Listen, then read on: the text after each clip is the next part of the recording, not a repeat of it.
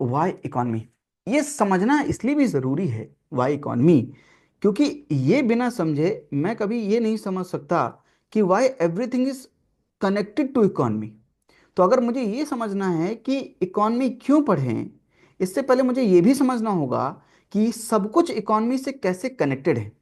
ये कनेक्शन जब मैं डेवलप कर लूंगा तब मैं ये बात समझ सकता हूं कि बाकी सब्जेक्ट पढ़ते समय मेरा दिमाग कैसे काम करेगा।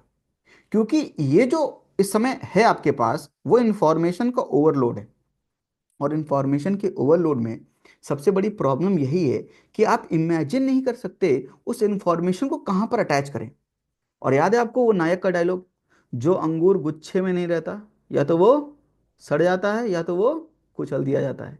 जो इन्फॉर्मेशन अटैच्ड नहीं होती है, या तो वो इन्फॉर्मेशन आप मिस कर जाते हैं, या तो आप भूल जाते हैं, या आप उस इंफॉर्मेशन का कभी यूज नहीं कर पाते।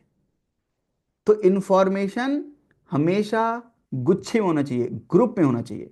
वो इंफॉर्मेशन जब तक ग्रुप में है, जब तक कनेक्टेड है, तो one information will lead to the other information and that will be a chain of thought that your mind will start thinking in that direction.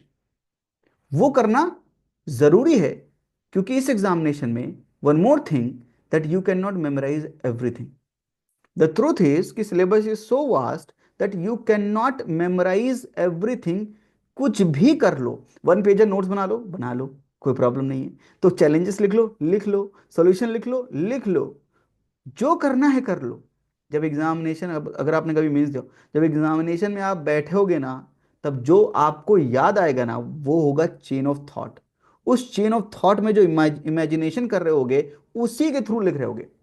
Naxalism का अगर आंसर लिख रहे हो, तो नक्सलिज्म के आंसर में आप जो इमेजिन करोगे कि नक्सल एरिया जो होता है उसमें क्या क्या प्रॉब्लम होती है, रोड्स नहीं बन पा रही, इंफ्रास्ट्रक्चर क्रिएट नहीं हो पा रहा है, वो बॉम्ब से लगा के वो इमेजिन कर रहे हो। अब आप एजुकेशन सिस्टम बेटर नहीं हो पा रहा है, स्कूल को ब्लास्ट कर देते हैं, तो वो आप इमेजिन करके लिख रहे हो।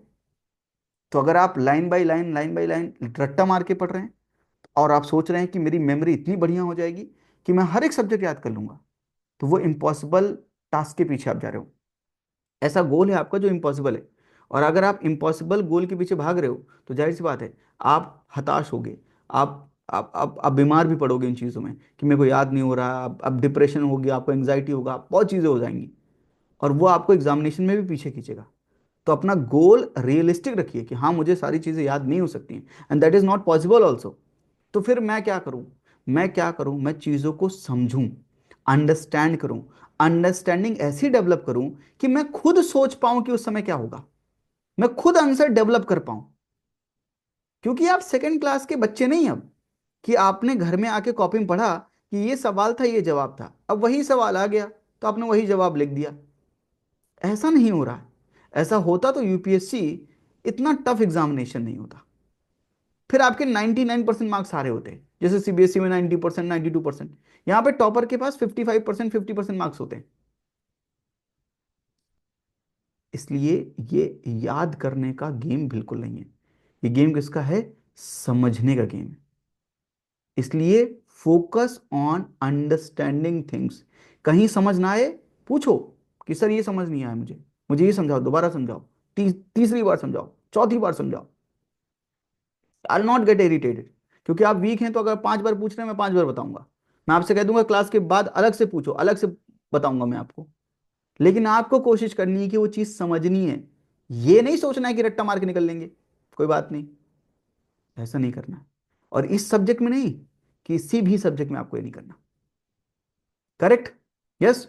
यहां तक चीज ठीक है? अच्छा, अगर मैं आपसे पूछूं सिंपल सवाल कि मेरी ड्राइंग खराब है पर फिर भी मैं ड्रॉ कर देता हूं,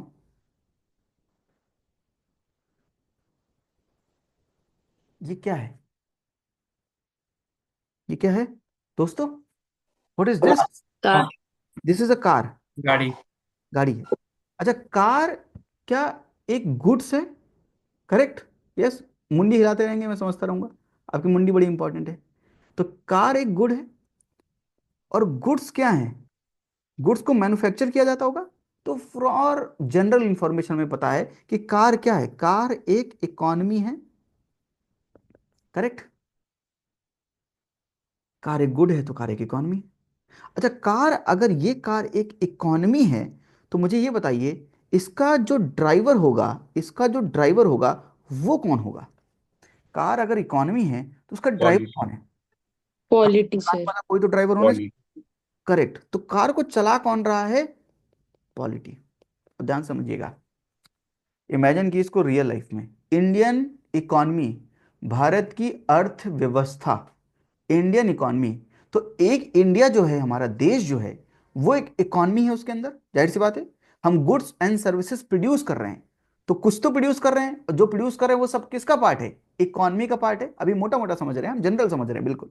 अच्छा, ये इकॉनमी जो है, जो प्रोड्यूस कर रहे हैं, इन सबको चलाने वाला कौन है?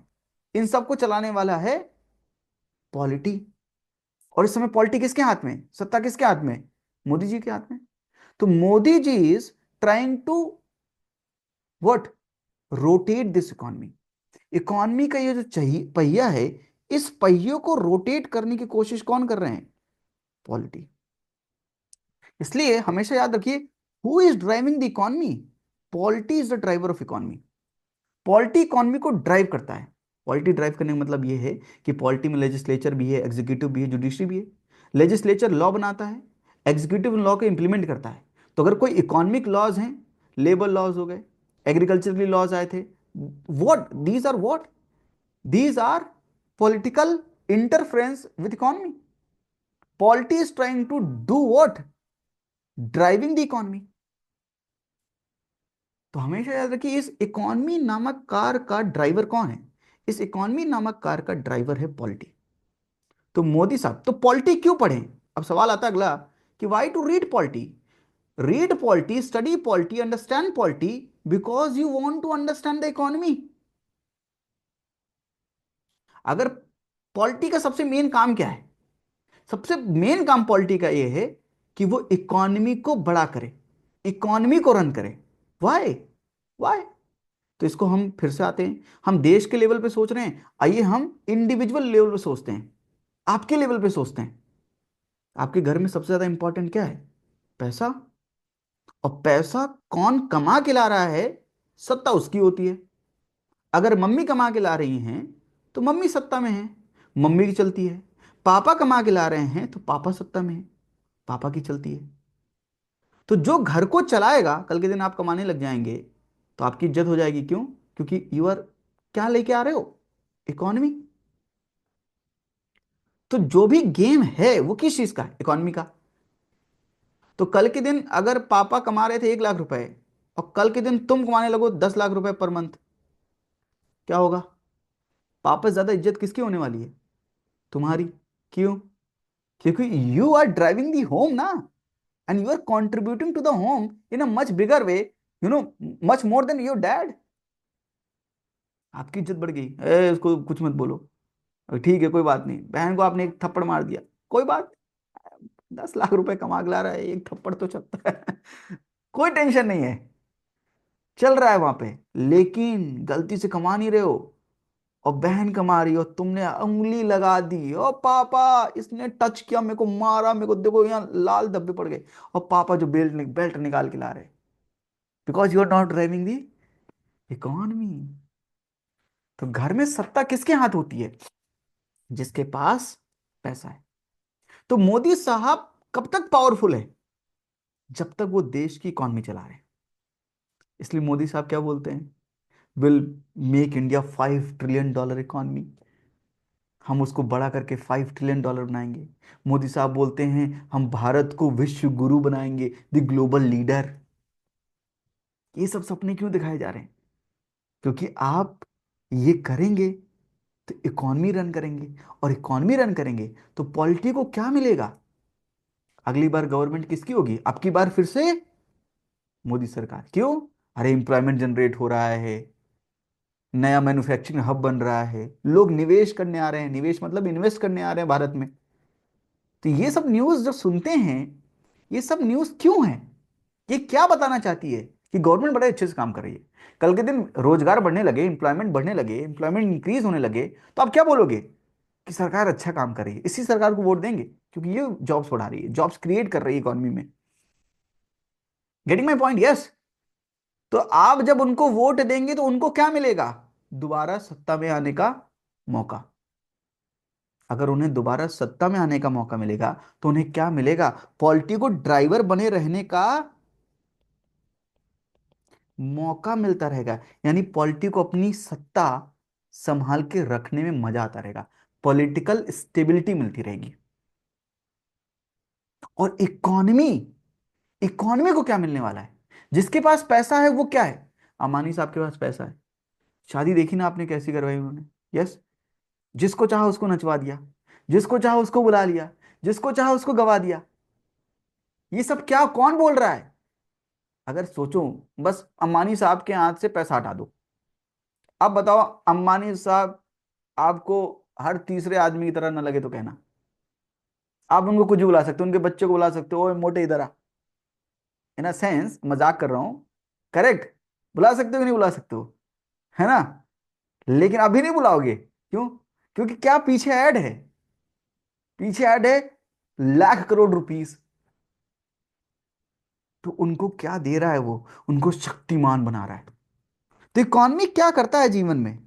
इकॉनमी एम्पावर्ड करता है आपको, एम्पावरमेंट।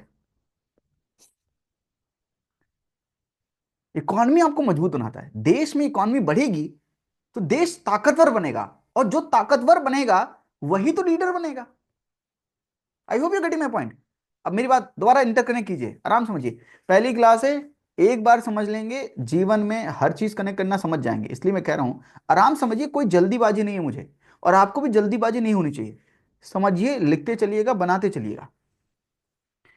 अब फिर से सुनिए। इकॉनमी एम्पावरमेंट करती है, मजबूत करती है, सशक्तिकरण, वुमेन इंपावरमेंट करना है, औरतों को मजबूत बनाना है। तो आज की दुनिया में आप क्या बोलते हो?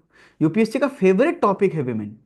जब चाहो तब उनके एक पेज, और अगर आपको विमेन के बारे में आपको पता है, उनके विमेन के कई डायमेंशन के बारे में पता है, यूपीएससी के कई सवाल आप आराम से विमेन के ऊपर लिख सकते हो। क्योंकि यूपीएससी की आदत है क्या पूछना? किसके बारे में पूछना? विमेन के बारे में। और क्या पूछता है मोस्टली? कि विमेन कैसे एम्पावर्ड होंगी। और उसके बारे में क्या बोलता है? कि विमेन के हाथ में क्या होना चाहिए? Financial independence. हर तरह की इंडिपेंडेंस जरूरी है। आपको अपनी बात कहने की इंडिपेंडेंस होनी चाहिए, आपको कपड़े पहनने की इंडिपेंडेंस होनी चाहिए, लेकिन हम इन सब के बारे में बात नहीं करते हैं। उससे पहले हम एक बारे में बात करते हैं, वो क्या है? Financial independence. Why we are talking about financial independence first and all other independence बाद में, लेटर? व्हाई? याद है आपको अंग्रेजों ने हमारे साथ क्या किया था? जब 1919 के गवर्नमेंट ऑफ इंडिया एक्ट आया था, जब उन्होंने क्या लाया था? बोलो। By cameralism and dyarchy. तो जो डायरकी लाया गया था, उसमें दो तरह के सब्जेक्ट थे। एक था ट्रांसफर्ड सब्जेक्ट और दूसरा था रिजर्व्ड सब्जेक्ट। और रिजर्व सब्जेक्ट में उन्होंने अपने लिए क्या रिजर्व किया था? Finance ministry. और तुमको क्या दिया था? Local self government. तुमको क्या दिया था? गांव का सैनिटेशन संभालो। सैनिटेशन डिपार्टमेंट तुम्हारा है, और सैनिटेशन के लिए पैसा कहां से लगेगा? फाइनेंस डिपार्टमेंट से लो। तो by transferring the subject also, you are keeping the most important subject, that is finance. तो आप दे क्या रहे हो? कुछ नहीं। बस आप क्या दे रहे हो? लॉलीपॉप दे रहे हो हमें, सिंपल। हमको लगेगा अच्छा, हाँ हमारे पास पावर है। पावर? पैसा मांगने किसके पास जा रहे हो आप? Reserve subject. किसके पास है पावर? गवर्नर के पास है power. Getting my point? Yes. तो सबसे पहले इंडिपेंडेंस कौन सी आती है? Financial independence. जिसके पास फाइनेंशियल इंडिपेंडेंस है, तो आज लड़कियां आईएएस की तैयारी कर रही हैं, आईपीएस बन रही है, आईएफएस बन रही हैं, बाकी जॉब्स ढूंढ रही हैं। वो आगे बढ़ना चाहती हैं, तो उसके लिए उनके लिए सबसे पहला स्टेपिंग स्टोन क्या है? पैसा, जॉब चाहिए। तो इसीलिए तो है, बेटी को पहले बचाओ कि बेटी पैदा हो सके, और बेटी पढ़ाओ। एक लाइन और है उसके आगे, कि बेटी को कमवाओ। पढ़ाने से सिर्फ क्या होगा? पढ़ाओ, स्किल डेवलप करो, जॉब लगवाओ, तब इंडिपेंडेंट बनाओ, और तब इंपावर्ड करो। तो पैसे ने क्या किया अंत में? इंपावर्ड किया आपको। तो जिसके पास पैसा है, जिसके घर में पैसा है, वो इंपावर्ड है। ये मटेरियलिस्टिक चीज है, हाँ। तो हम अभी मटेरियलिस्टिक के बारे में बात कर रहे हैं, अध्यात्म के बारे में बात तो नहीं कर रहे। जाहिर सी बात है। तो हम जाहिर सी बात है पैसे के बारे में बात करें, तो इकॉनमी जिसके घर में ज्यादा है, पैसा जिसके घर में ज्यादा है, वो सुखी है। मटेरियलिस्टिक सुखी है वो अलग बात है, पर वो सुखी है किसके हिसाब से? पैसे के हिसाब से, क्योंकि वो पावरफुल है, वो कुछ भी कर सकता है। करेक्ट। और वो जो कुछ भी कर सकता है, वो इकॉनमी कौन चला रहा है जो कुछ भी कर सकती है? वो जो चलाने वाले पापा हैं या मम्मी है या मोदी साहब हैं, वो मजबूत फील करेंगे। तो पॉलिटी इस कार इकॉनमी नामक कार को चलाती है, और जो इसके पास ये कार है वो मजबूत है। अगर ये कार नैनो है और ये कार बीएमडब्ल्यू है, depends upon your country's economic size. USA के पास ऑडी है, चाइना के पास बीएमडब्ल्यू है, कुछ भी मान लो जो भी है, और इंडिया के पास अभी नैनो है। हम नैनो से तो अब साइज समझ रहे हैं, रिलेटिवली हम साइज समझ रहे हैं। तो relatively China and USA are near each other. USA बहुत बड़ा इकॉनमी है, उसके बाद चाइना है, एंड थर्ड नंबर पे अगर आप समझे, थर्ड नंबर पे नहीं, सिक्स नंबर पे वैसे तो, सिक्स फिफ्थ नंबर पे, लेकिन वैसे हम कंपैरिजन में तीनों के कंपैरिजन समझें, तो उनके पास बीएमडब्ल्यू ऑडी है और हमारे पास क्या है? नैनो है। और हम अपनी नैनो को हम बीएमडब्ल्यू में चेंज करना चाहते हैं। I hope you getting my point. जब मोदी साहब कहते हैं कि हम $5 ट्रिलियन की इकोनॉमी बनाएंगे, तो इस नैनो का साइज बड़ा करके हम बीएमडब्ल्यू करना चाहते हैं। Yes, feel this, because at every point आप याद नहीं कर पाएंगे पॉइंट, लेकिन आपके दिमाग में पॉइंट आएंगे कि इस इकॉनमी को बड़ा करना है, इस छोटी कार को बड़ा करना है, तो क्या करना पड़ेगा? इस घर में, इस कार में मैन्युफैक्चरिंग बढ़ाना पड़ेगा, इस कार में बढ़िया इंफ्रास्ट्रक्चर डेवलप करना पड़ेगा, इस कार से एक्सपोर्ट करना पड़ेगा, कम इंपोर्ट कम करना पड़ेगा। ये पॉइंट्स ऑटोमेटिकली जनरेट होंगे आपके दिमाग में, आपको याद करने की जरूरत नहीं पड़ेगी। इंपोर्ट का सब्स्टिट्यूशन करें, एक्सपोर्ट का प्रमोशन करें, these are keywords in economy, and you will use it like anything if you understand the concept behind it. जब आप इन चीजों को बहुत अच्छे समझोगे और अपने आप लिखोगे, आपको अपने आप ही आपका ब्रेन बोलेगा कि ये वर्ड्स लिखो, यहां पे जरूरी है लिखना। लेकिन ये कब होगा? जब आपके सब कॉन्शियस माइंड में ये बैठा होगा कि होल कॉन्सेप्ट है क्या पीछे।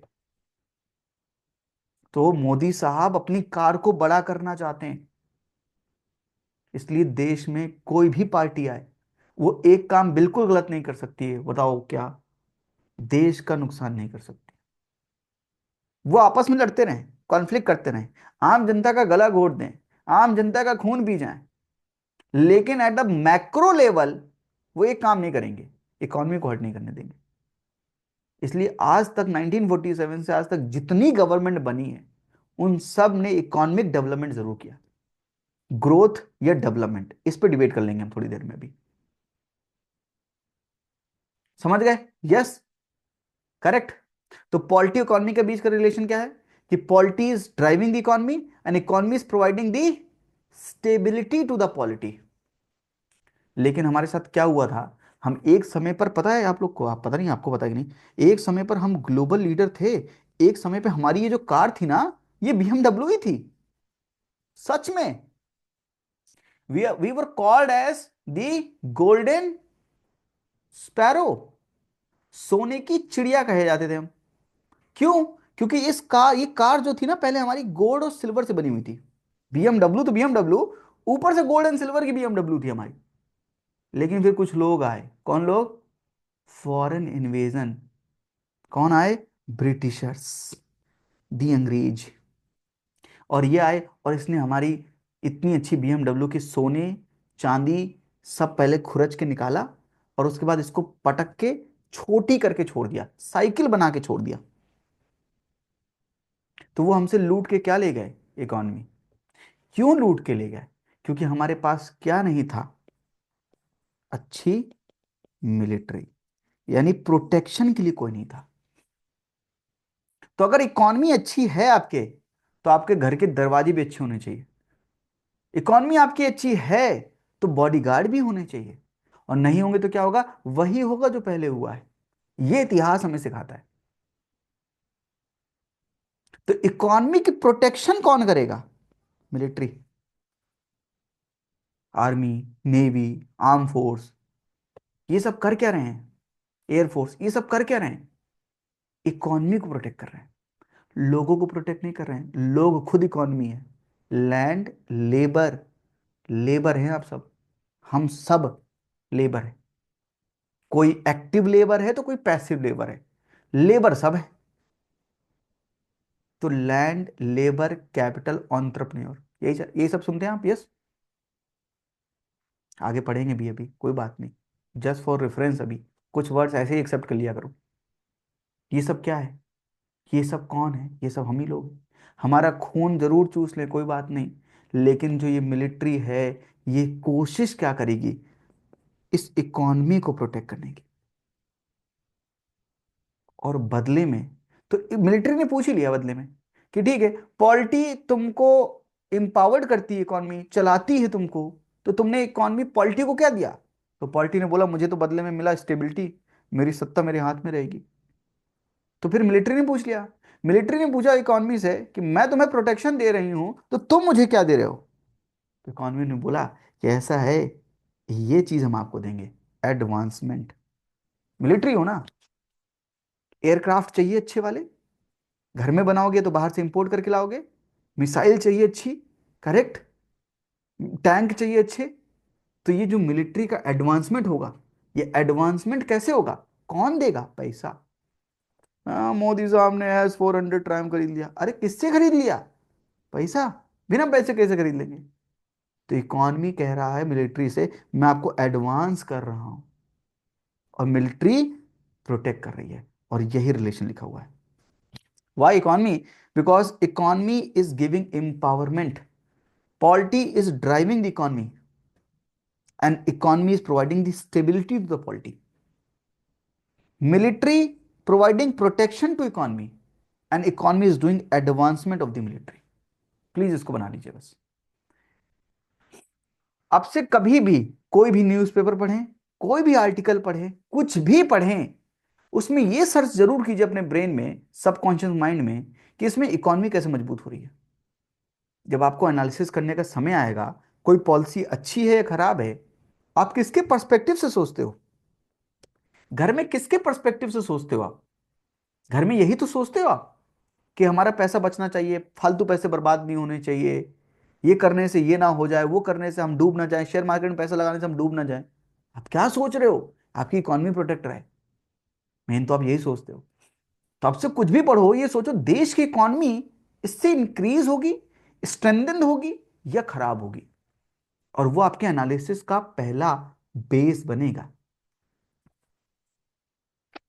अंडरस्टूड यहां तक? कोई दिक्कत, कोई डाउट, पूछ लेना। इकॉनमी क्यों पढ़ना है? बिकॉज इकॉनमी ही सब कुछ है। आप देश में जब ब्यूरोक्रेट बन रहे हैं, आप तो ब्यूरोक्रेट बन के सबसे पहला काम, आप रेवेन्यू कलेक्टर हैं। अरे पॉलिटिक गवर्निंग इकॉनमी, जी लिख दिया, G stand for governing, D लिख लीजिए, ड्राइविंग लिख लीजिए आप। तो आप ब्यूरोक्रेट बन के क्या कर रहे हैं? सबसे पहला काम रेवेन्यू कलेक्टर, रेवेन्यू कलेक्ट, पैसा, इकॉनमी।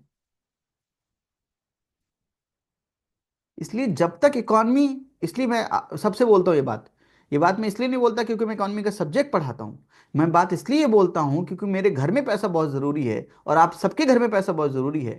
तो अगर आपको कुछ भी समझना है इस देश में, आपको सबसे पहले उस देश की इकॉनमी समझ में आनी चाहिए। तब आप समझेंगे पॉलिटी कौन है। फिर आप पॉलिटी में समझते हैं कि अच्छा, पॉलिटी में सेंट्रल पे कुछ होता है और स्टेट पे कुछ होता है। फिर आप सेंट्रल में समझते हो कि एग्जीक्यूटिव होता है, लेजिस्लेचर होता है, जुडिशरी होता है। ऐसे स्टेट्स में भी एग्जीक्यूटिव होते हैं, लेजिस्लेचर होता है और जुडिशरी होती है। जुडिशरी हमारी इंटीग्रेटेड है। एग्जीक्यूटिव में COM होता है, हम parliamentary form of government you know follow करते हैं, इसलिए हमारा जो मेन हेड है वो नॉमिनल हेड होता है, और हेड ऑफ द गवर्नमेंट जो होता है वो रियल हेड होता है। सेकंड, हम समझते हैं कि हमारे लेजिस्लेचर से ही एग्जीक्यूटिव को निकाला गया है। और थर्ड, हम समझते हैं कि हमारा जो एग्जीक्यूटिव है वो लेजिस्लेचर के प्रति या लोकसभा के प्रति क्या है? रिस्पॉन्सिबल है। ये हम कब पढ़ना शुरू करते हैं? ये हम किस रेफरेंस में पढ़ रहे हैं? हम पॉलिटी को समझना चाहते हैं कि इकोनॉमी कैसे रन करेगी, तो हमें पॉलिटी के भी ढांचा, स्ट्रक्चर पता होना चाहिए ना, कि ये फाइल कहां से कहां जाएगी।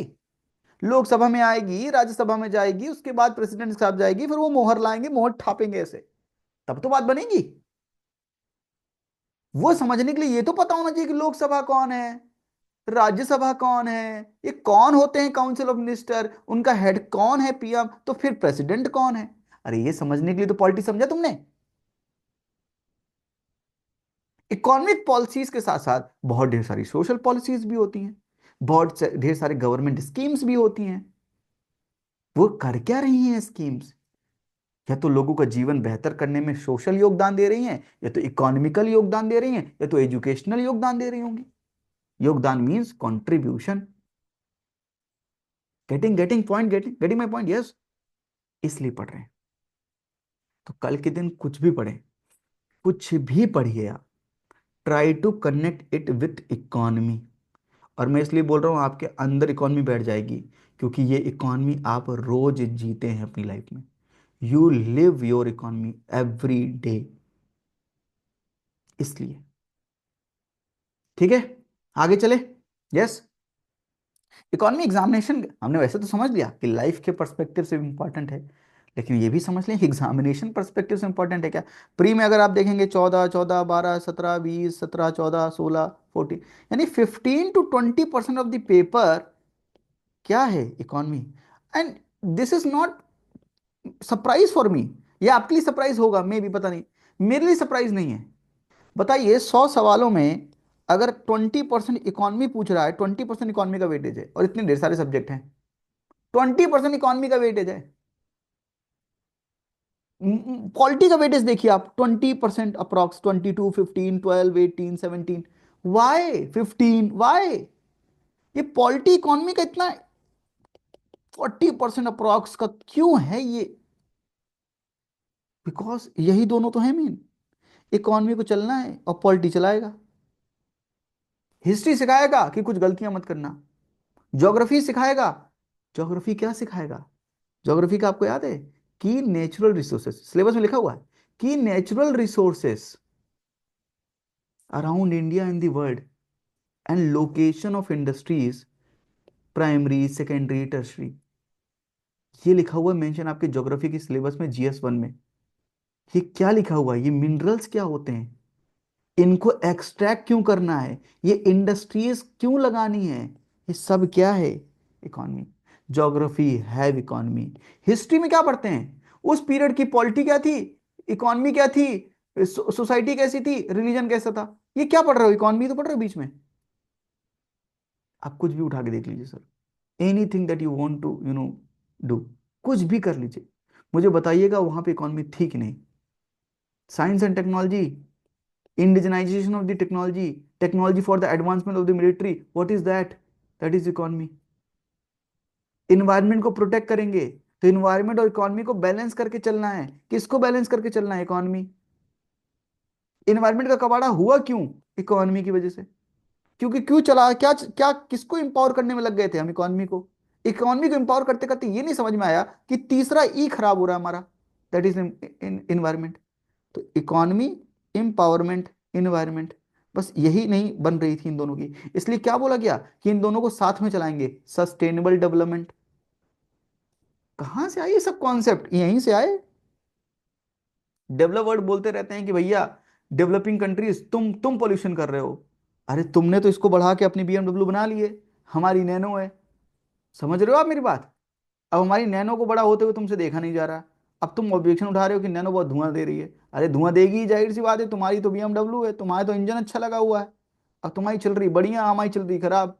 हमारा हो गया इंजन बहुत साल पुराना, तो हमारा तो धुआं देगा भाई। अब कह रहे हो धुएं से पोल्यूशन हो रहा है, इन्वायरमेंट खराब हो रहा है। आप समझ रहे हो? इतने दुनिया के सबसे बड़े मुद्दे हम बात कर रहे हैं। बात, ये जो डिस्कशन अभी हम कर रहे हैं, वर्ल्ड के सबसे सबसे इंपॉर्टेंट पॉइंट पे डिस्कस कर रहे हैं। और बताओ डिस्कस कैसे कर रहे हैं? In a very general layman language, nano के एग्जाम्पल से कर रहे हैं। लेकिन नैनो BMW का एग्जाम्पल हमें बता एक ही चीज रही है कि इन्वायरमेंट खराब हो रहा है। चाहे तुम BMW चलाओ, चाहे नैनो चलाओ, हो सकता है कम ज्यादा का फर्क होगा, चला तो दोनों पेट्रोल पे रहे, दोनों डीजल पे रहे। और आजकल तो नया वाहन आ गया, इलेक्ट्रिकल व्हीकल। तो इलेक्ट्रिसिटी तो मुझे लगता है भगवान ने जो वो कड़काता है बिजली ऐसे, उसी से हम डायरेक्टली इलेक्ट्रिसिटी ले रहे हैं। मुझे लगता है हम कोल को बंद करके ले रहे हैं इलेक्ट्रिसिटी। 50, more than 50% अभी भी हम कोल से इलेक्ट्रिसिटी जनरेट कर रहे हैं। तो जो ऊपर वो बिजली कड़कती है ना, उससे हम इलेक्ट्रिसिटी नहीं ला रहे हैं। कि हमारा सब कुछ सस्टेनेबल हो रहा है, आज भी हमारी इलेक्ट्रिसिटी कोल से है, तो फिर क्या ये बहाने हैं, और ये बहाने क्यों हैं? इन सब का जवाब है, और ये जवाब आपको समय के साथ, ये आपको और मैच्योर बनाएगा, और इन जवाब को समझने की क्षमता दिलाएगा। हम कहते हैं बच्चा बड़ा हो गया जब वो पैसे कमाने लगता है, जब वो इकॉनमी को समझने लगता है। इसलिए यूपीएससी आपको कहेगा कि आप मैच्योर हो गए, उस दिन आप मैच्योर होंगे जिस दिन इकॉनमी को समझने लगेंगे। इंटरव्यूअर आपसे फोकस करके पूछेगा इकॉनमी के बारे में, चाहे इंटरव्यू देख लीजिएगा किसी का भी, they will ask about economy, they will ask about society. तो अगर कार की ड्राइविंग सीट पे पॉलिटी बैठा था, तो कार की बैक सीट पे सिटीजन बैठा है। I hope you got my point. Car की फ्रंट सीट पे, ड्राइविंग सीट पे पॉलिटी बैठा है, तो कार की बाकी सीट्स पे ये सिटीजन बैठे हैं। जिस देश की इकॉनमी चल रही है उस देश के सिटीजन बैठे हैं पीछे। कार अच्छी चलेगी तो सिटीजन सुकून में रहेंगे, और कार कहीं ठुक गई तो सिटीजन ठुक जाएंगे। अब I hope you got my point. अब इससे ज्यादा एग्जांपल नहीं दे सकते। इसलिए प्री में इंपॉर्टेंस दिखाता है प्री में पूछे गए सवाल, और मेंस में दिखाता है मेंस में पूछे गए सवाल। An economy is too easy, just I said. Syllabus, previous year questions हम प्री के भी करेंगे, हम मेंस के भी करेंगे। प्री में हम सीडीएस के भी निपटा लेंगे, सीएपीएफ की भी देख लेंगे, और यूपीएससी के तो देखेंगे ही देखेंगे, और मेंस के भी हम करेंगे, लिखेंगे। करंट अफेयर भी कवर होगा, कंटेम्प्रेरी इशूज भी कवर होगा। कोई स्टैंडर्ड बुक पढ़ने की जरूरत आपको नहीं है, कोई भी एनसीईआरटी पढ़ने की जरूरत आपको नहीं है, कुछ भी नहीं करना है आपको। जो मैं पढ़ा रहा हूँ सिंपली वो पढ़ना है, उसके नोट्स बनाने हैं, और चीजों को अंडरस्टैंड करना है। कॉन्सेप्ट पढ़ना है, एक कॉन्सेप्ट से दूसरे कॉन्सेप्ट का कनेक्शन समझना है, ये कनेक्टिविटी डेवलप करना है, और इनको कंसोलिडेट करना है बैठ के अपने दिमाग में। तो अगर मंडे से फ्राइडे क्लास है, तो सैटरडे संडे पूरा रिवाइज कीजिए 5 दिन का। रोज रिवाइज कीजिए, अगले दिन आने से पहले 15 मिनट, और फिर पूरा भी रिवाइज कीजिए 5 दिन में जो पढ़ा, सैटरडे संडे कंसोलिडेट कीजिए उसको। कॉन्सेप्ट समझिए, कनेक्टिविटी डेवलप कीजिए, कंसोलिडेट कीजिए। डू दीज सी, 3 C, और अपने आप कोई भी सब्जेक्ट, इकॉनमी नहीं सर, कोई भी सब्जेक्ट आपका जो है वो स्ट्रांग बन जाएगा। नोटबुक पेन के साथ बैठिए, क्लासेस ऑनलाइन है, फीलिंग ऑफलाइन वाली लीजिए, सामने सामने बैठिए, सामने सामने डाउट पूछिए, कॉन्सेप्ट क्लियर कीजिए क्लास में, कंसोलिडेट कर लीजिए 24 घंटे के भीतर, और एक बार और रिवाइज कर लीजिए सैटरडे संडे का टाइम निकाल के। अब से लेकर अगर ये काम आपने कर लिया जब तक ये क्लासेस हो रही हैं, उसके बाद प्री के अगर 10 दिन पहले भी आपने इकॉनमी पढ़ ली, तो प्री में आपके 20 में से 19 सवाल सही होंगे। 20 में 20 जानबूझ के नहीं बोलता, वो बीटा पूछ लिया तो फिर सर के ऊपर चढ़ जाओगे, वो बीटा क्या था सर। जाहिर सी बात है। करेक्ट। तो यूपीएससी का शॉक फैक्टर देखते हुए 20 में 18 19 सवाल आप जरूर सॉल्व कर लेंगे। Yes, and this formula apply in life also. Passion for your goal, patience to achieve it, perseverance to do it, and positivity all the time. This positivity will drive you towards your goal. ये आप करिए, सिर्फ इतना करिए। अगर कोई मुझे कहता है कि डर लगता है सर, प्री में इतने बार फेल हो गए हैं, डर लगता है। मेंटोरशिप स्टूडेंट, क्योंकि मैं मेंटोरशिप क्लासेस ज़्यादा लेता हूँ, तो मेंटोरशिप स्टूडेंट हमेशा मुझसे यही डाउट होता है उनके कि इतनी बार फेल हो गए हैं सर, डर लगता है, क्या करें।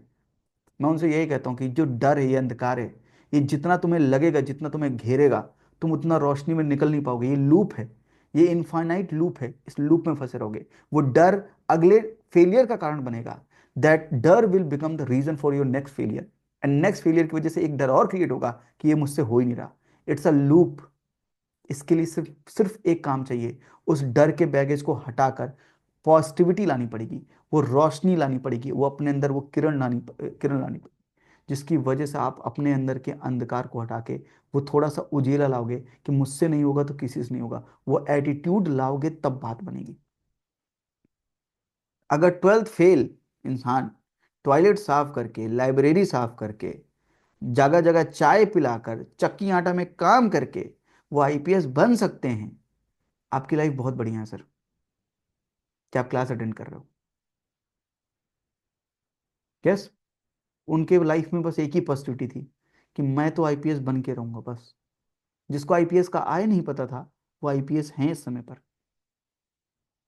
इस दुनिया में कोई भी काम असंभव नहीं है। इसलिए मैं अगेन रिपीट करता हूं, अगर आपने वो मूवी देखी हो, आई होप ट्वेल्थ फेल तो आपने, ऐसा तो नहीं आपने मिस की हो, तो आई आई कैन अंडरस्टैंड कि आप सबने देखी होगी, नहीं देखी तो समय निकाल के देखिएगा, वो आपके उत्साह को और बढ़ाएगा ही। तो अगर आपने ट्वेल्थ फेल देखी है, मैं आपको उस उनके सब चीज़ का एक एक जीता जागता उदाहरण देना चाहता हूँ। ट्वेल्थ फेल में वो इंसान के जीवन में एक ऐसा इंसान आया जिसने बोला कि चीटिंग छोड़नी पड़ेगी। पहला हिंट। दूसरा हिंट, वो गया, उसके सारे पैसे चोरी हो गए और पीसीएस का एग्जाम हट गया, बंद हो गया, पैसे चोरी हो गए, कुछ नहीं बचा, भगवान ने सब कुछ छीन लिया उससे, उसको एक रीजन नहीं दिया रुकने का। वो दूसरा हिंट। तीसरा, खाने के पैसे नहीं थे, पर वो मांग के नहीं खा सकता था क्योंकि जमीर था उसका, तो मांग के नहीं खाया उसने। उसने कहा काम करवा लो मुझसे और मुझे खाना दे दो, मुझे बहुत भूख लगी है। लेकिन वो ले नहीं रहा था, काम नहीं करवा रहा था पैसा, तो उसने उस चीज पे वो लड़ाई कर रहा था। फिर वो एक इंसान मिलता है, उसके बाद वो इंसान उसके पैसे देता है और उसको कहता है कि अब मैं वो यूपीएससी की तैयारी करने दिल्ली जा रहा है वो। तो वो पूछता है यूपीएससी क्या होता है, फिर वो कहता है डीएसपी का भी बाप होता है, आईपीएस। तब जाके वहां से बात बनी, कहता आईपीएस, मैं आईपीएस बनूंगा। वो तीसरा हिंट। भगवान के रूप में वो दोस्त आया उसके जीवन में, जिसको जिसको कुछ नहीं पता था, समझिए समझिए लाइफ में। चौथी, वो वहां पहुंचा, हक्का बक्का रह गया, काम ढूंढने निकला, काम किया, मेहनत की, स्ट्रगल किया, लड़ता रहा, फेल हुआ, फिर फेल हुआ, रीस्टार्ट किया, फिर जाकर लास्ट में उसको एक श्रद्धा मिली। उस श्रद्धा ने उसकी लाइफ को पॉजिटिवली इम्पैक्ट किया, सहारा बनी, सपोर्ट बनी। वो श्रद्धा नहीं, अगेन भगवान थी। मैं जो आपको समझाना चाह रहा था कि वो सिर्फ अपने कर्मों की वजह से नहीं, उसकी नीयत की वजह से, उसके अंदर के उजेले की वजह से ऊपर वाला उसके हाथ में हाथ पकड़ के सामने चल रहा था, जो मूवी में दिख नहीं रहा था पर था। इसलिए अगर आपको ये एग्जाम में जीतना है, अभी एक हमारा स्टूडेंट है मेंटरशिप का ही, मनन, कुछ लोग जानते भी होंगे। तो मनन अभी मेंस निकला है उसका, बीच में उसके साथ, मैं ट्रेजेडी बता नहीं सकता, ऐसी ट्रेजेडी हुई थी कि उसके 15 दिन खराब हुए मेंस की ड्यूरेशन में, डेथ हुई थी किसी की। वो सब कुछ झेल के वो फिर भी एग्जाम लिखा और मेंस निकाला है, अब इंटरव्यू में जाएगा। मैं जो समझाना चाहता हूँ आपको, मैं वो समझाना चाहता हूँ कि अपने कर्म हैं बहुत इंपॉर्टेंट, ये हैं आपके जीवन में, ये सब मैं पढ़ाऊंगा आपको, इन सब से रूबरू करवाऊंगा, इन सब को घोल के आपको पिलाऊंगा। लेकिन एक चीज जो मैं नहीं कर सकता आपके अंदर, वो आपके आपके अंदर की अच्छाई को मैं जिंदा नहीं रख सकता। वो आपका ड्यूटी है, वो आपका काम है कि अपने एथिक्स को, एथिक्स पेपर नहीं है, एथिक्स पर्सनैलिटी है। हर एक चीज में, छोटी से छोटी चीज में, बड़ी से बड़ी चीज में, कोई एथिकल नहीं है तो मत करो, एथिकल है तो करो। दूसरे करते हैं कि नहीं करते हैं छोड़ दो, अपने जीवन में लाओ। ऊपर वाला हाथ पकड़ कर तुम्हें आगे ले जाएगा, जहां कहोगे वहां ले जाएगा। सिर्फ ईश्वर का काम करो, ईश्वर तुम्हारा काम, तुम कहो क्या बनना है तुम्हें, तुम बोलो क्या नहीं बनना है तुम्हें, वो सब कुछ थाली में परोस के तुम्हारे सामने रख देगा। लेकिन उसके एक्सेप्ट करने के लिए वो ग्रेटिट्यूड होना चाहिए, वो एक्सेप्ट करने के लिए वो हम्बलनेस होनी चाहिए। एथिक्स पढ़िए मत सब लोग, एथिक्स को जीवन का आधार बनाइए, पार्ट बनाइए, पर्सनैलिटी को डेवलप करने का तरीका समझाइए, बनाइए। अपने जीवन में चमक, आप दुनिया की कोई भी क्रीम लगा लीजिए, कुछ भी कर लीजिए, कोई भी मिट्टी घिस लीजिए, जब तक आपके चेहरे में चमक नहीं आएगी, जब तक आपका अंतर्मन खुश नहीं है। और अंतर्मन खुश कब होता है, जब उसे ये पता होता है कि मैं वो काम सही कर रहा हूँ, मैं काम ईमानदारी से कर रहा हूँ, मेरा काम पढ़ने का है तो मैं पढ़ने का काम सही से कर रहा हूँ या कर रही हूँ। और स्ट्रेस टेंशन जितना लोगे, उतना अपने काम को क्या कर रहे हो, थोड़ा सा डिम कर रहे हो, स्लो डाउन कर रहे हो। अप्रोप्रिएट मात्रा में लेंगे, नमक अप्रोप्रिएट मात्रा में लेंगे, खाने को स्वादिष्ट बनाता है, मजबूत बनाता है। लेकिन नमक की मात्रा ज़्यादा या कम होने की वजह से उस खाने में स्वाद नहीं रह जाता है। अंडरस्टूड? यस। सो पहली क्लास है, I just want to convey my gratitude to you all of you. आप इस कोर्स में आए, लेकिन शिक्षा हमेशा अपर पोटेंशियल से लोअर पोटेंशियल की तरफ जाएगी। मेरे पास जो है मैं वो देने के लिए आया हूँ, इसलिए मुट्ठी मत बनाइए। अगर मुट्ठी बनाकर पानी में डालेंगे और गंगा जल लेने की कोशिश करेंगे, तो मुट्ठी बनाकर अगर डालेंगे आप गंगा में, तो गंगा जल आपके हाथ नहीं आएगा। और अगर अंजलि बना के डालेंगे, तो गंगा जल आपके मुंह तक आएगा। तो जब भी ज्ञान के सागर में डुबकी लगाएं, मुट्ठी, अहंकार की मुट्ठी मत बांधिए।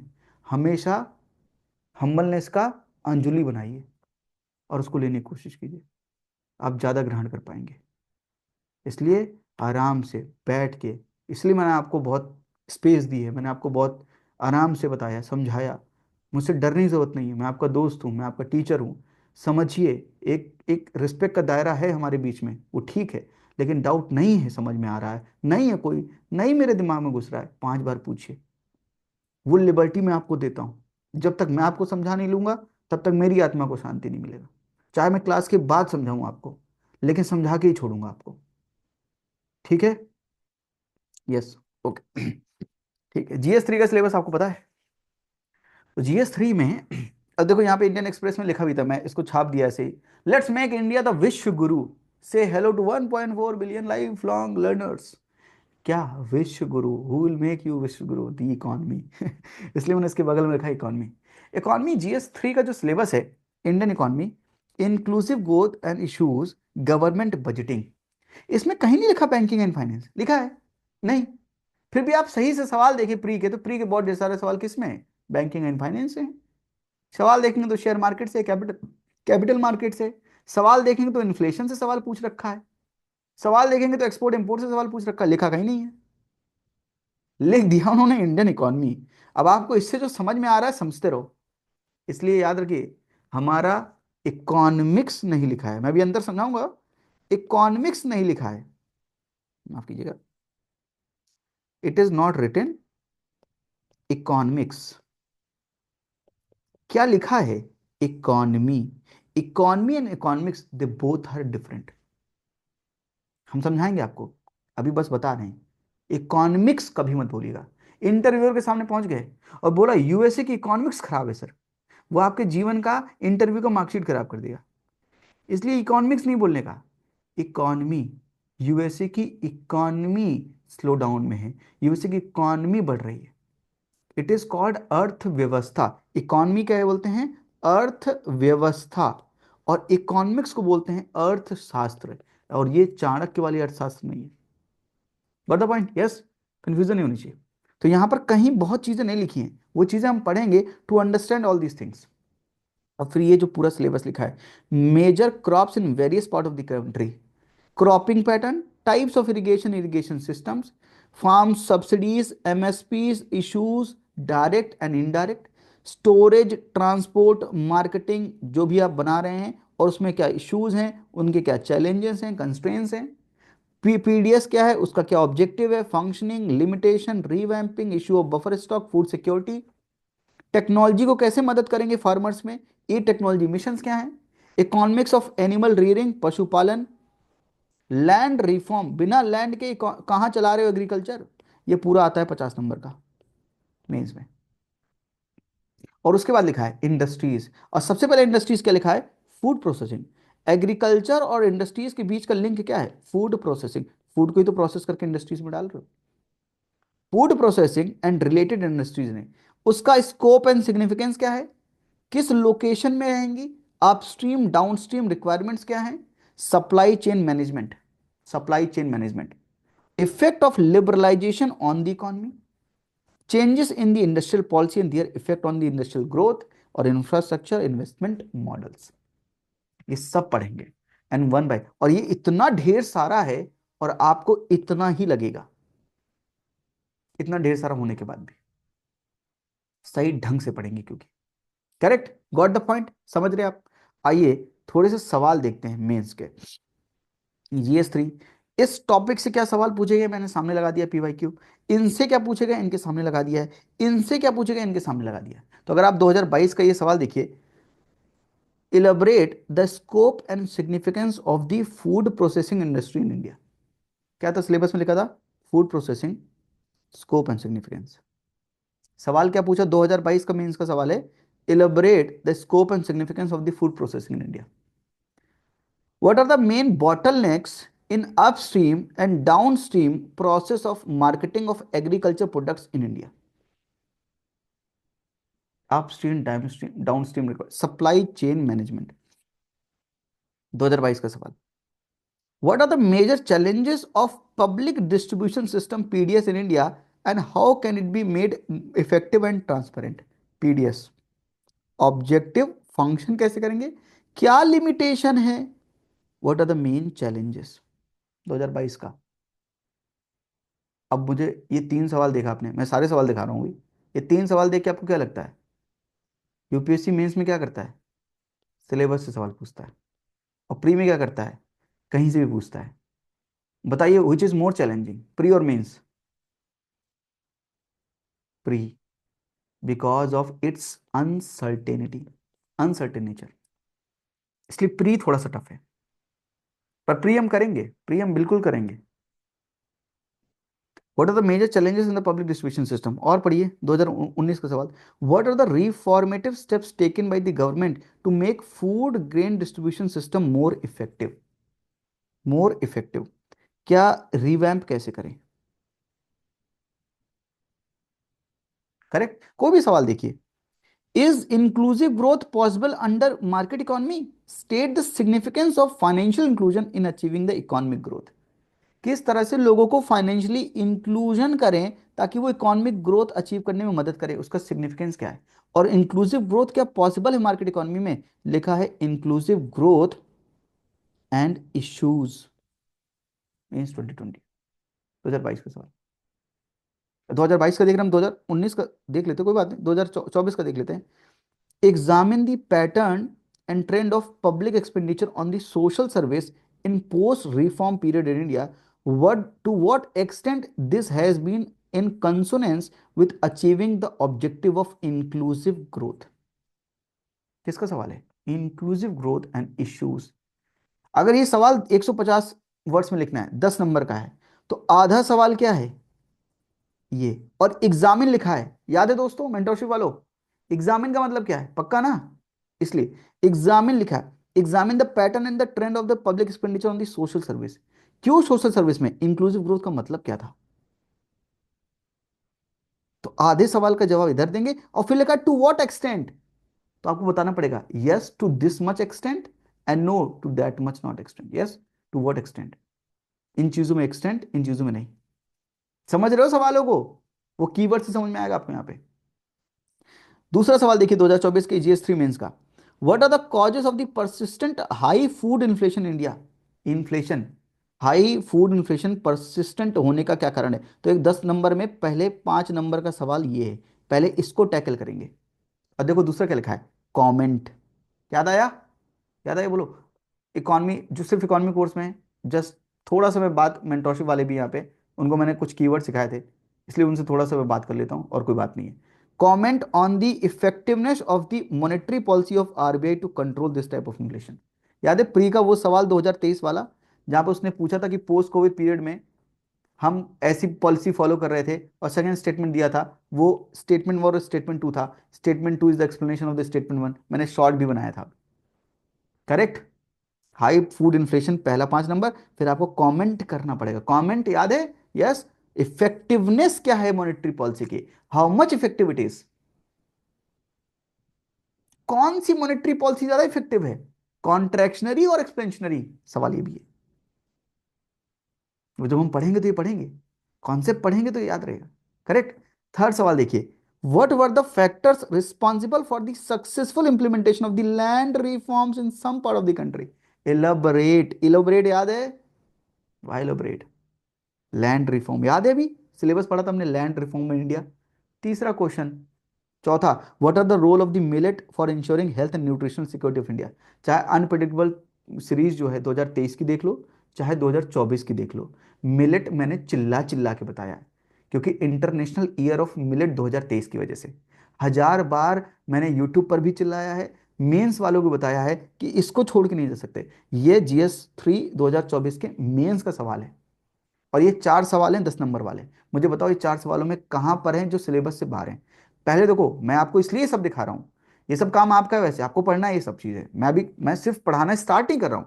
इसलिए सेशन जो है, एक पहला सेशन जो है, ये सीधे पढ़ाने के ऊपर नहीं है, पढ़ा तो मैं आपको दूंगा, पहले आपके दिमाग में ये सेट होना चाहिए कि बहुत बड़ी बात नहीं है GS 3 में आंसर लिखने इकोनॉमी के। पहले 4 सवाल, कौन सा सवाल जो है ऐसा आपको लग रहा है ये 2024 का पेपर है, ऐसा नहीं मैं बहुत पुराना पेपर लाकर आपसे बात कर रहा हूं, 2024 के GS 3 का पेपर है। देख कर मुझे बताओ कौन सी ऐसी चीज है ये चारों सवाल में जो कहीं पर भी सिलेबस के बाहर हो।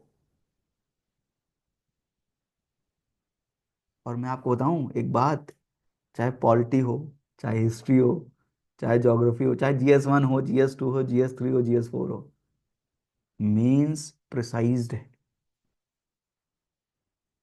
तुम पता भागते हो, मैं तुम्हें एक चीज बताता हूँ, तुम भागते बहुत हो। तुम्हारी आदत नहीं है कि सीमित रहना, कन्फाइंड रहना। तुम ये भी कर लो वो भी कर लो, यही जनरेशन की प्रॉब्लम ना।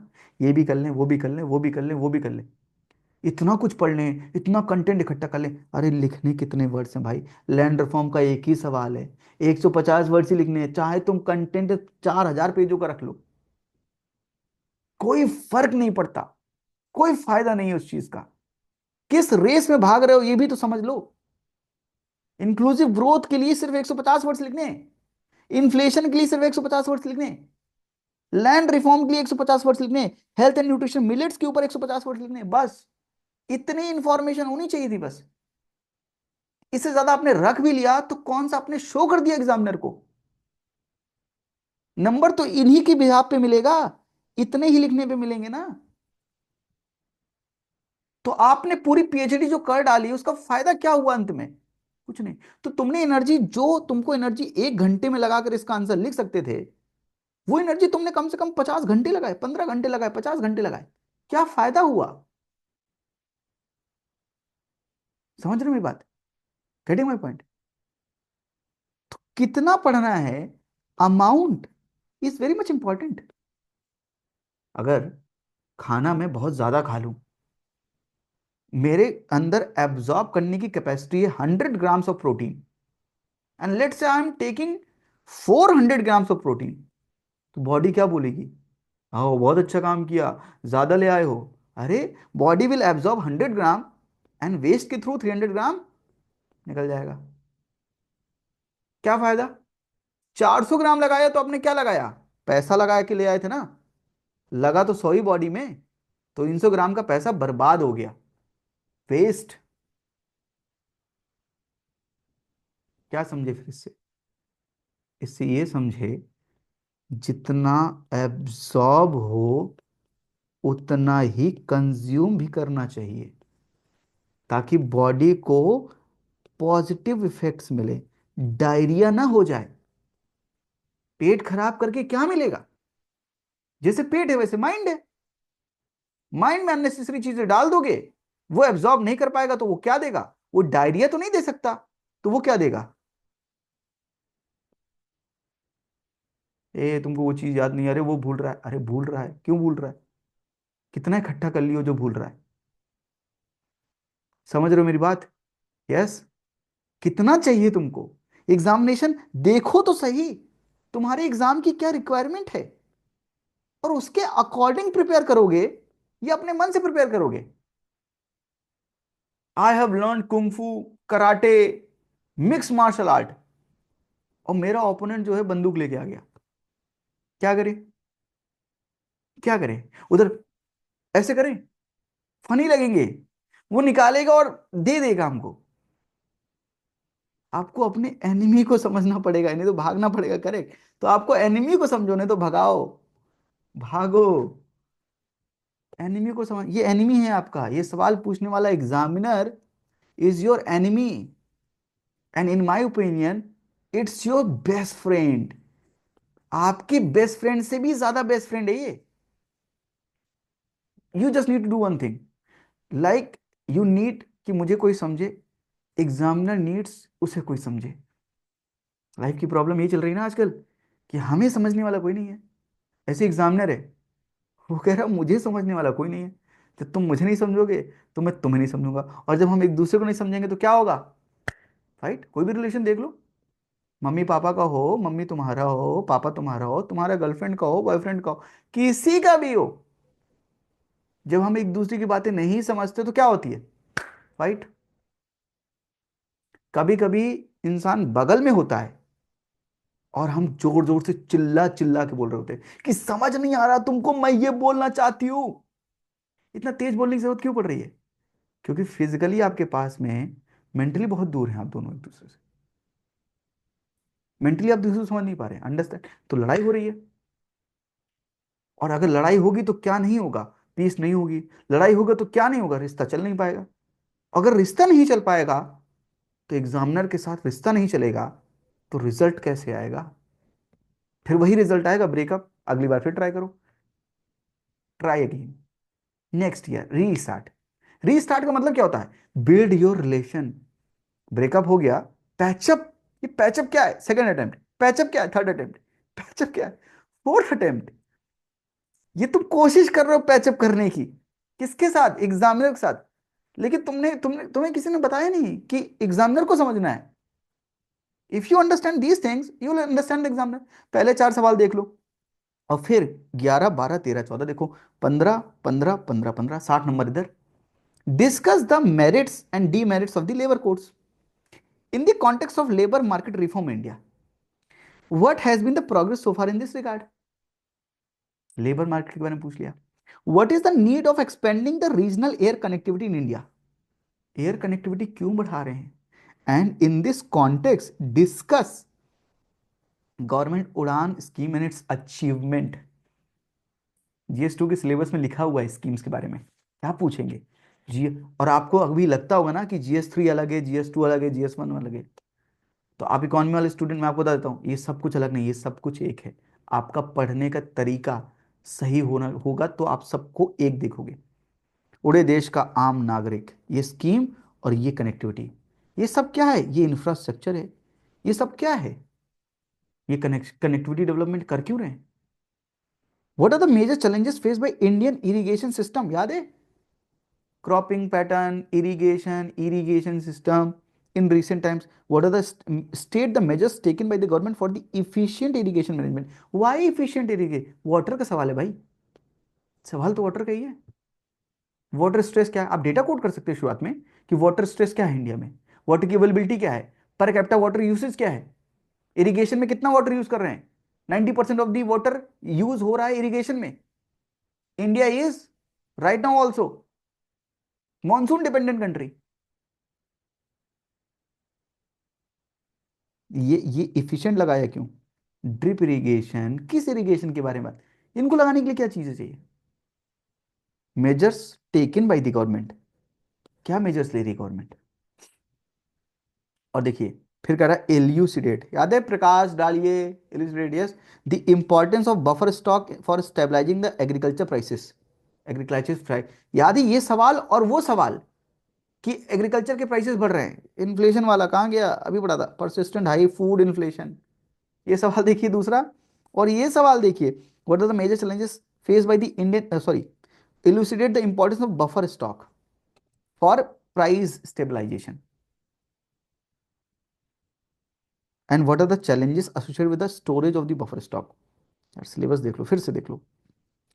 Storage, transport, marketing, issues, constraint, irrigation system, ये सब क्या है? मुझे बताओ। मैंने 2000, देखो मैंने पूरे सवाल लगा दिए। 2024 में GS3 में 4 ये और 4 ये, 8 सवाल पूछता है, हमेशा ऐसे ही पूछता है, 100 नंबर का। और बाकी जीसे उसका कनेक्ट कर लो तो 120 150 भी पहुंच जाता है, क्योंकि इकॉनमी हर जगह इंक्लूडेड है। आप मुझे बताओ, ये 8 सवाल देखकर लेटेस्ट पेपर के हैं, मुझे बताओ कौन सा सवाल है जो सिलेबस के बाहर है? और अगर सब सवाल सिलेबस के अंदर के हैं, तो मुझे बताओ GS3 में लोगों को मार्क्स क्यों नहीं आते? बस यही समझाना है मुझे। अब ऐसे ही GS3 मेंस 2023 के पेपर है, देखो। फास्टर इकोनॉमिक ग्रोथ, क्यों faster economic growth? Economy is equal to empowerment, requires increase share of manufacturing sector. आपको गुड्स एंड सर्विसेज ज्यादा प्रोड्यूस करने पड़ेंगे, क्योंकि इकोनॉमी क्या है? गुड्स एंड सर्विसेज का प्रोडक्शन। और कहता है कि पर्टिकुलरली ऑफ द MSME, तो सवाल किसका है? ये है तो MSME का ही, माइक्रो स्मॉल मीडियम इंटरप्राइजेस। ये क्या करेंगे? यही तो मैन्युफैक्चरिंग कर रहे हैं, यही तो एक्सपोर्ट भी कर रहे हैं। तो इसलिए लिखा है कमेंट। अब इसमें कमेंट की जगह पर कोई कुछ और कराए, कमेंट की जगह पर कोई एनालाइज कराए, ये एलुसिडेट कराए, तो एग्जामिनर माथा पकड़ लेगा अपना। लोगों को यही नहीं पता है कमेंट क्या है, एलुसिडेट क्या है, इलेबोरेट क्या है, डिस्कस क्या है, एनालाइज क्या है, एग्जामिन क्या है, फिर दिक्कत होगी आपको। Comment on the present policies of the government in this regard, तो MSME के लिए क्या कर रही है गवर्नमेंट? और याद, इकोनॉमिक सर्वे हो, बजट हो, एमएसएमई का अलग से होता है, और वो बताती है कि हम क्या कर रहे हैं। और मैंने खुद पढ़ा रखा है ये सब, इकोनॉमिक सर्वे में भी, इकोनॉमी के कोर्स में भी पहले। और ये सवाल सवाल वही है यार। ये बोलूं मैं मेरे नोट से आए हैं, अरे मेरे नोट्स जीएस 3 के सिलेबस के अकॉर्डिंग है, तो जीएस 3 से सवाल आए हैं, क्योंकि मैंने जीएस 3 का सिलेबस पढ़ाया ढंग से, इसलिए मेरे नोट्स से आ रहे हैं। मेरे नोट्स कहीं कयामत से मैंने नहीं निकाल दिए हैं कि कोई अमृत का घड़ा निकाल दिया है, किसी के नोट से नहीं आ रहे हैं, सिलेबस से आ रहे हैं। मेन मुद्दा तो ये है। कहने के लिए तो कह सकते कि हमसे आ रहा है, प्री में तो फिर भी मैं कह सकता हूं, क्योंकि इतना बड़ा है, कहां से आएगा। तो अगर हमारे हिट होते हैं तो हम बोल देते कि हाँ यस, हमने किया है वो काम, क्योंकि प्री में कहना ठीक लगता है। मेंस में क्या कहें, मेंस में कुछ कहने का तो मतलब ही नहीं बनता। मिलेट तो पूछेगा पूछेगा, क्योंकि वो तो इंटरनेशनल ईयर ऑफ मिलेट मना रहे हैं। डिस्कलाइजेशन, स्टेटस ऑफ डिस्कलाइजेशन ऑफ इंडियन इकोनॉमी, लिखा है प्रॉब्लम्स को एग्जामिन कीजिए, examine faced in this regard and suggest improvement, बताइए क्या कर सकते हैं। कैसे ई टेक्नोलॉजी करेगी फार्मर्स को help, e technology in the aid of the farmers, syllabus की लाइन है। E technology in the aid of the farmers, syllabus की लाइन है, in the production and marketing of agriculture produce, explain it, explain करो कि कैसे मदद कर रही है। State the objectives and measures of the land reform, again land reform 2023 2024। पूछो क्यों, मुझसे सवाल ये है, मैं तुम्हें लिख के दे सकता हूं क्यों है। 2013 में याद है एक एक्ट आया था, LARR, और 2023 में 10 साल, और 2024 में भी 10 ईयर्स ही मना रहा है वो 2 साल से। Logic, international year of millet 2023, तो क्वेश्चन पूछा 2024 में। Logic, UPSC has a logic. मैंने क्या बोला आपको, you build your relationship with the examiner, just build it, for pre also build it, for mains also build it, and then see the magic. आपकी आंखों के सामने मैजिक होगा वो, and you will say I know the examiner, you will say sir I am confirm कि इस बार ये पूछेगा। हो सकता है ना पूछा जाए, अरे उसको तो पूछना 20 सवाल है ना प्री में, और 8 सवाल है ना मेंस में, and we both have predicted let's say 50 topics. हमको 50 टॉपिक्स में लग रहा था कि पूछा जाएगा, पूछा, अरे हो सकता है 50 टॉपिक्स में 50 ना पूछे जाए, 20 सवाल में 16 पूछ लिए जाए आपके हिसाब से, और रॉन्ग इन इट। तो 50 हमने देखा था, 50 नहीं पूछा, हमारे 16 पूछा, तो बाकी अब आगे आपको क्रिटिसाइज करें कि ये जो बाकी बच गए आपके 50 में से 16 हटाने के बाद, ये तो आए नहीं आपके। तो अरे भैया, 5 लाख सीट कर दो यूपीएससी की, 5 लाख सिलेक्ट हो जाएंगे, एग्जाम ही मत करवाओ। अरे सीट ही तो 1000 हैं, तो अगर 2000 लोग भी टैलेंटेड है तो सेलेक्ट तब भी 1000 ही होंगे। सोचो आज की यूपीएससी एस्पिरेंट मुझे ये लॉजिक देते हैं यूट्यूब पे, ऐसे मैसेज करके, कमेंट करके कि आपका नहीं आया। अरे सब आता तो मैं ही एग्जामिनर है, मैं ही भगवान है, मेरी पूजा करो फिर। मैं पास करवाएगा, सबको आशीर्वाद देगा, और साथ में एक चिट देगा जिसमें लिखा होगा यही सवाल आएगा। प्लीज नॉनसेंस बातें मत करिए, रैशनल बातें कीजिए, ढंग की बातें कीजिए। सोचिए कि आपने सिलेक्ट किया कि yes sir, according to me these are the type of question they can ask, ये सवाल इस टॉपिक से आ सकता है, and that's your study. It's a smart approach that you are following, because you are understanding what your best friend और best enemy both, this is the one person, your examiner. Examiner, अब तो हम सामने बैठ के बात कर नहीं सकते एग्जामिनर से, वो तो गलत हो जाएगा। तो हम कैसे बात कर रहे हैं, उसके बनाए हुए सवालों के थ्रू, क्योंकि वो चेंज नहीं हो रहा है। तो कल के दिन एग्जामिनर चेंज हो गया, लेट से सम अदर कम, कोई और आ गया, वो आएगा तो सबसे पहले क्या करेगा, सबसे पहले वो पीवाई क्यू पढ़ेगा कि मेरे पहले वाला सवाल कैसे बनाता था, और फिर उसी लाइन में आगे वाले सवाल बनाए जाएंगे।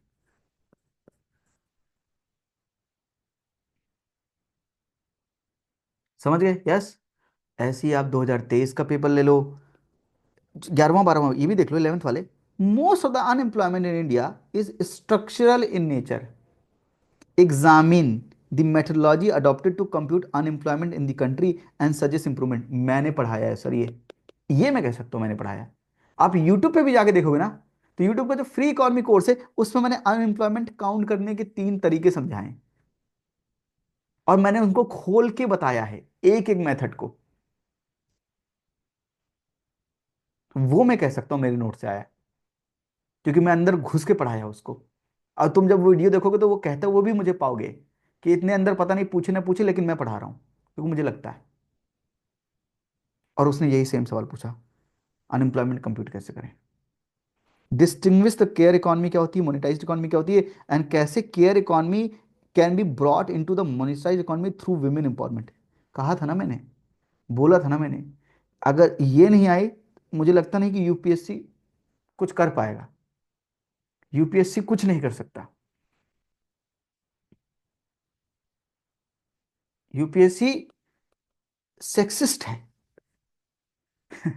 वो विमेन को ध्यान देता है, विमेन, वो मनिया, मैन खराब है, विमेन।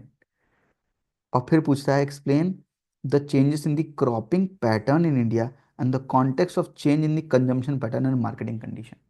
क्रॉपिंग पैटर्न लिखा है सिलेबस में सबसे पहला line, cropping pattern. What are the direct and indirect subsidies, farm subsidies, direct and indirect, direct and indirect subsidies provided to farm sector in India. Discuss the issue raised by the World Trade Organization in relation to agriculture subsidies. कितनी ज्यादा क्यों दे रहे हो, कम क्यों दे रहे हो, ये भी पढ़ाए हुए हैं, सब पढ़ाए हुए एक्चुअली, क्योंकि ये सिलेबस का पार्ट है। और ये सिलेबस मुंह पे लिखा हुआ है, ऐसा नहीं कि मुझे अंदर जाके डिकोड करना पड़ रहा है, मुझे तो डिकोड भी नहीं करना पड़ रहा है। Farm subsidies, MSPs, issues direct and indirect. मैंने तुम्हें लेटेस्ट 2022, 2023, 2024 के मेंस का लुक दिया है, 1 to 4, 11 to 14। तो what's your homework now, what's your homework, 2014 से लेके, यस 2014 से लेके 2024 इकोनॉमी के सवालों को रीड करना। देखो अगर मेरी बात मानते रहोगे, जैसा मैं कहता रहूंगा वैसा करते रहोगे, तो तुम धीरे धीरे आंसर, सवाल डिकोड करना, सवाल में क्या लिखना है, कितना लिखना है, एक पेज में क्या लिखना है, अगले पेज में क्या लिखना है। 150 वर्ड्स में 2 पेज मिलेंगे, एक आगे वाला और उसके पीछे वाला पेज, और 250 वर्ड्स में 3 पेजेस मिलेंगे, आगे पीछे और एक और। तो आपके मेंटली चार्ट बनना शुरू होगा मेंस के लिए, कि मुझे ये सवाल देखा मैंने, पहले एक पेज में मुझे ये लिखना है, अगले इस पेज में ये लिखना है। Got the point? यस। तो today we are just doing this, हम ज्यादा नहीं करें, मेरे पास बहुत सवाल हैं। देखो ये सवाल देखो, आओ पढ़ लेते, 2 मिनट और। 2017 में पूछा, among the several factors for India's potential growth, growth potential, saving rate is the most effective one. कह रहा है कि अगर हमको ग्रो करना है तो सेविंग रेट बहुत इंपॉर्टेंट है।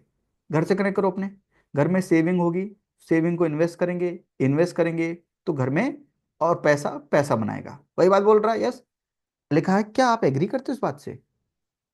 What are the other factors, और कौन सी चीजें हैं जो कि हमारे ग्रोथ पोटेंशियल के लिए अवेलेबल है? 2000 के 17, अब मैं इस चीज सिखा रहा हूँ आपको। 2017 का ये सवाल देखो और 2020 का ये सवाल देखो, define the GDP potential, explain its determinants. क्या फैक्टर्स हैं that have been inhibiting India from realising the potential GDP? क्या पूछ रहा है, कौन से ऐसे फैक्टर हैं जो इंडिया को अपनी पोटेंशियल को रियलाइज करने से रोक रहे हैं? और यहां पे क्या पूछ रहा था, यहां पे क्या पूछ रहा था, क्या फैक्टर हैं जो ग्रोथ को अचीव करने में मदद करेंगे, जो मदद करेंगे, अगर वही रुक रहे हैं तो कैसे ग्रो होंगे? एक ही सवाल है, एक ही सवाल है, 2017-20 एक ही सवाल है ये, अलग है ही नहीं, सेम क्वेश्चन, डिफरेंट लैंग्वेज। तो आपको दूसरी चीज मैं बताना चाह रहा था, मेंस के जितने भी सवाल हैं वो रिपीटेटिव इन नेचर है। अगर वो लैंग्वेज में रिपीटेटिव नहीं है तो कोई बात नहीं, वो सोल में रिपीटेटिव है, आत्मा उनकी रिपीट हो रही बार बार। यस, समझ आ रही बात? चाहे वो इकोनॉमी हो, चाहे पॉलिटी, चाहे हिस्ट्री, चाहे ज्योग्राफी, कोई भी हो। तो आज मैंने आपको 2 चीज सिखाई, एक कीवर्ड्स कैसे यूज हो रहे हैं, दिख रहे हैं आप, कीवर्ड्स कैसे यूज हो रहे हैं। दूसरा, सिलेबस से ही पूछा जाता है। तीसरा, रिपीट करके, लैंग्वेज नहीं सही रिपीट हो, सोल रिपीट कर करके, क्योंकि उसके पास एक लिमिटेड है चीजें पूछने को। तो मेंस की तैयारी हमेशा लिमिटेड होकर करनी है। बस। और इकॉनमी जब मैं आपको पढ़ाने बैठूंगा पूरी, प्री और मेंस, मैं अगेन बोलता हूँ, मैं, मेरा वादा है आपसे, अगर आप ढंग से पढ़ोगे, मेरा वादा है आपसे, आप 90% प्लस स्कोर इकॉनमी में, प्री में, और मोर देन 60% स्कोर मेंस में नंबर लाओगे। 100 नंबर का अगर इकॉनमी है तो 60 नंबर से ज्यादा ही लाओगे आप, उतना ही करना है बस। यस, अंडरस्टूड यहां तक एकदम ठीक है। तो यही मैंने, तो हम सिलेबस कैसे पढ़ेंगे, पहले हम एक थीम पढ़ेंगे, जीडीपी एंड रिलेटेड कॉन्सेप्ट, उसके पहले थोड़ी सी अंडरस्टैंडिंग डेवलप करेंगे, फिर हम बैंकिंग पढ़ेंगे, fiscal policy, government budgeting, inflation, capital market, open economy, poverty, unemployment, international organisation, और उसके बाद हम शुरू करेंगे एग्रीकल्चर इंडस्ट्रीज। और मैं आपको इकोनॉमिक प्लानिंग भी समझाऊंगा, ताकि आप ये समझ सकें कि 1947 से इकोनॉमी कैसा काम कर रही है। हमें 5 ईयर प्लान याद करने की जरूरत नहीं है, हम 5 ईयर प्लान पढ़ेंगे क्यों, ताकि हम ये समझ सकें कि हमारे इकोनॉमी का क्या हिस्ट्री है।